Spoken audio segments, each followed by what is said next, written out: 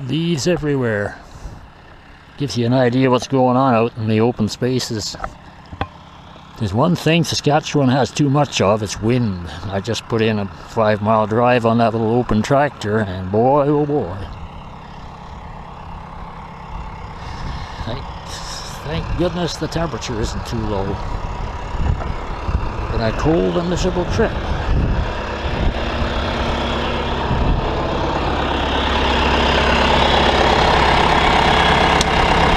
Oh, I need a new table.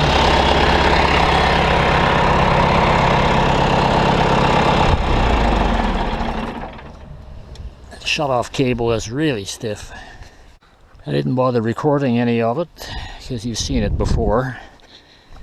I was trucking some gravel to ooh, look how I tore up the grass there. Wow, had my steering wheel tied.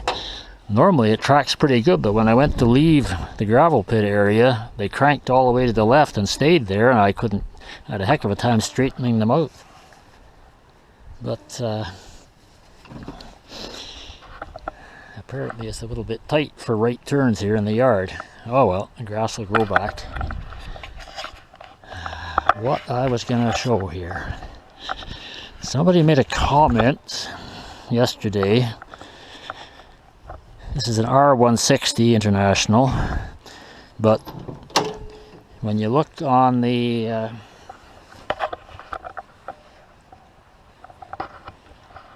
not sure if it'll show or not.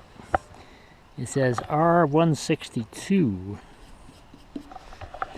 which actually indicates that it's a little heavier duty than your basic R160. And no, it does not mean it has a 2-speed rear axle.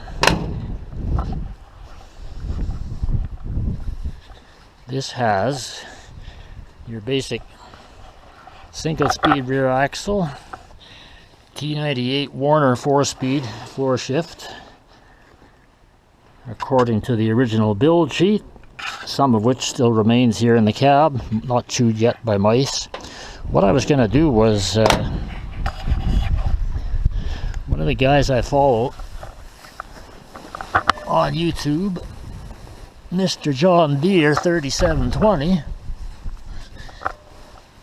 has an L130 International, which is slightly smaller than this, but it does have the 4-speed transmission, which I'm guessing is going to be very similar to this one.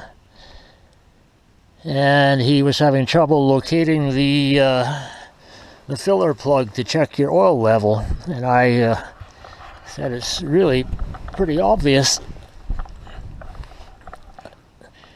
right there. Little square head plug. I'm hoping the camera's going to pick it up. I'm going to grab a wrench and just turn that loose and see. FYI, this is your PTO unit. Runs your drive shaft all the way back to where you can't see it. Runs the hydraulic pump. So the hoist, controlled by cable from the cab. There's your parking brake. Feels like it was dragging just a little. It's still warm.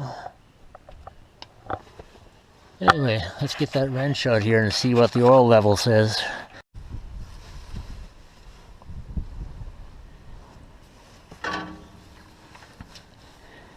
I'm sure there's better wrenches than this for the job, but this one was the closest one I had, so I'm gonna have to edit this one, I can see. Okay, we're on there. And it's not super tight because I do check it once in a while. Anyway, we turn the plug carefully out. I don't see any external leaks on this transmission, so it's possible it won't be low, but it is. There is no sign of oil. See if I can reach it. Nothing. Okay.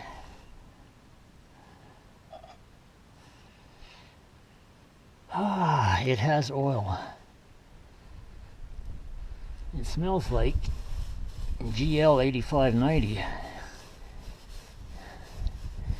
There's quite a controversy about what to use in these transmissions. I know some people, in fact I used to use GL gear lube in these, but if you go by the operator's manual, you are supposed to use straight mineral oil, number 50 I believe.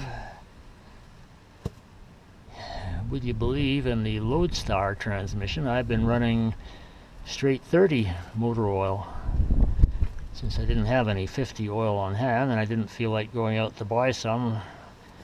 I thought try the 30, and it's been good, and although it does leak a little. Possibly a heavier oil would not leak as much. Anyway, that's all the exciting views there are. Oh, this is a head banging job. That's about it for excitement for today. So, Mr. John Deere 3720, hope this gives you a clue where to look on your L130 for your oil check.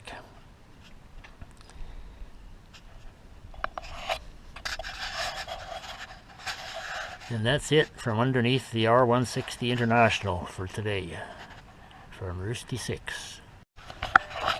Oh, and before I go, check this out. Have you ever seen,